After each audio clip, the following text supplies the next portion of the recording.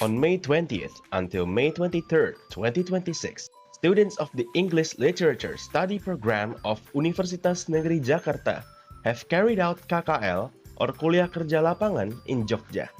All 63 students carried out activities in various places in Jogja, one of which is the Sono Budoyo Museum. The Sono Budoyo Museum is a museum dedicated for collecting, preserving, and providing educational value in the historical and cultural heritage of Java, Madura, Bali, and Lombok. It is located in Jalan Pangurakan, Yogyakarta, special region of Yogyakarta. There, the students went on a museum tour that introduces them to historical relics, paintings, murals, and furnitures from Java, Madura, Bali, and Lombok. Now, there is a room called Keris and Weapons at Museum Sonobudoyo. The room is filled with various displays of keris, ranging from the straight keris, wavy, to uniquely shaped keris. The museum even displayed lots of deder or keris handles, as well as jangkrak and blawong, which are two types of keris holders. They are made of wood and carved uniquely. Jangkrak is usually dragon or man-shaped, and blawong curved like a picture frame. Jangkrak is usually placed standing on the floor or on the table, while a blawong is hung on a wall and can also be used as a room decoration.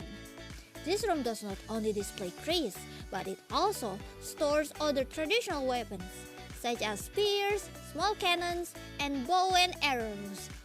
Museum Sonobudoyo even provides a VR, where visitors can try the longbow simulation.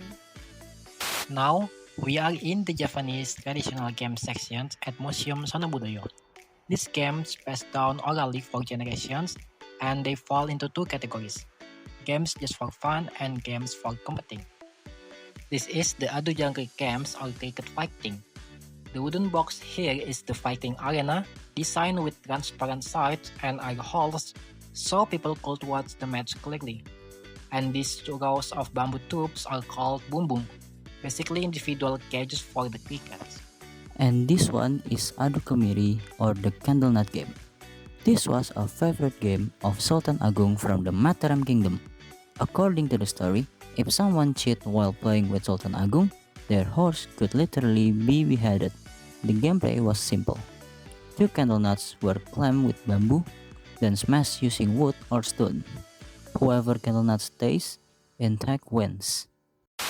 At the Sonobudoyo Museum, the central Javanese room displays various carvings from Jepara, one of the most famous centers of carving in Java.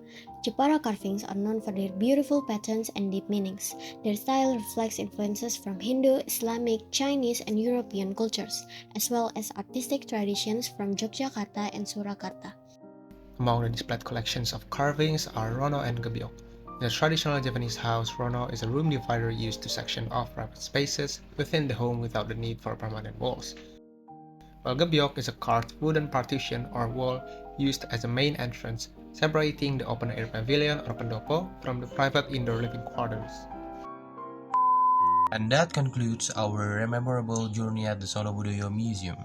It was a truly unique experience, allowing us to witness the value and beauty of Indonesia's cultural heritage, especially the traditions and history of Java, Bali, and the surrounding regions. Through the collection preserved in the museum, we gain a deeper appreciation for the legacy passed down by previous generations.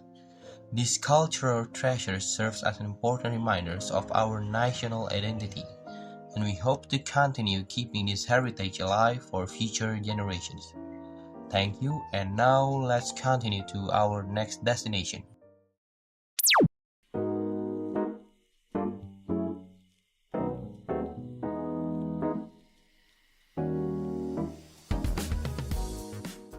Now we went to our next destination, Harian Jogja.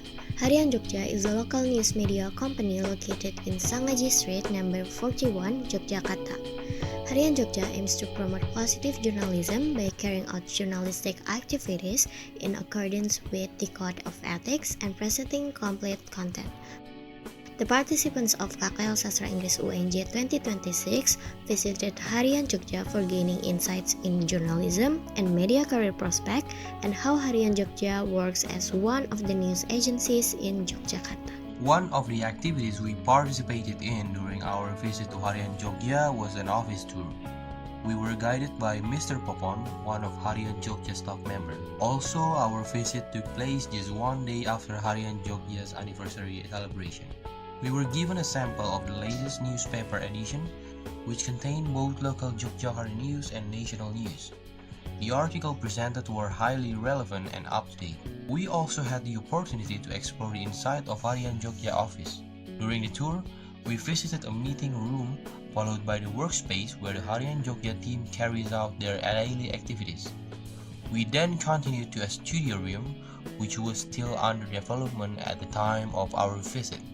We also learned how digital journalism has changed news writing from a material session with our lecturer, Mr. Budi Cahyana.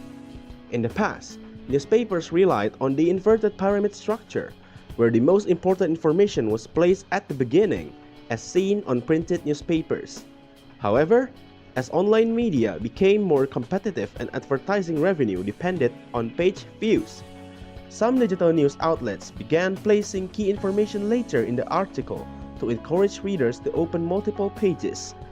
Another method that news companies do to gain revenue is from subscriptions.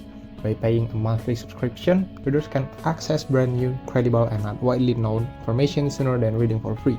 Mr. Budi Cahyana states that media agencies have to follow the journalism code, in which news providers have to verify that the information is factual and accurate before publishing it. After the office tour at Harian Jogja, there was a Q&A session with one of our speakers, Mr. Popon, who answered the questions. Participants asked various questions, and one of them was about how Harian Jogja did their approach in reporting sensitive issues. Mr. Popon explained that all news content goes through an editorial review process, where word choice is carefully considered. For topics such as suicide case or issues that could harm a person's reputation, Harian Jogja prioritized delivering factual and informative content rather than creating sensational headlines. This shows us the importance of ethical responsibility in journalism. The discussion was engaging and informative, allowing us to gain practical knowledge beyond what we observed during the office tour.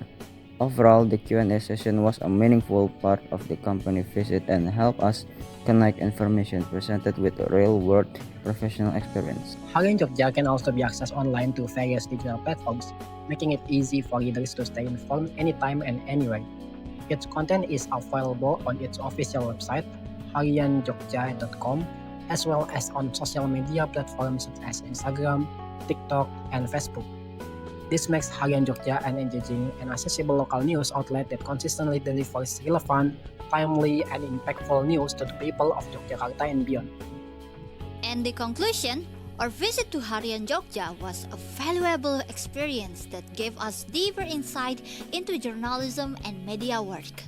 We learned about ethical reporting, digital journalism, and how news is produced professionally and responsibly. Overall, the office tour broadened our knowledge, provided meaningful real-world experience, and inspired us to better understand the role of media in society.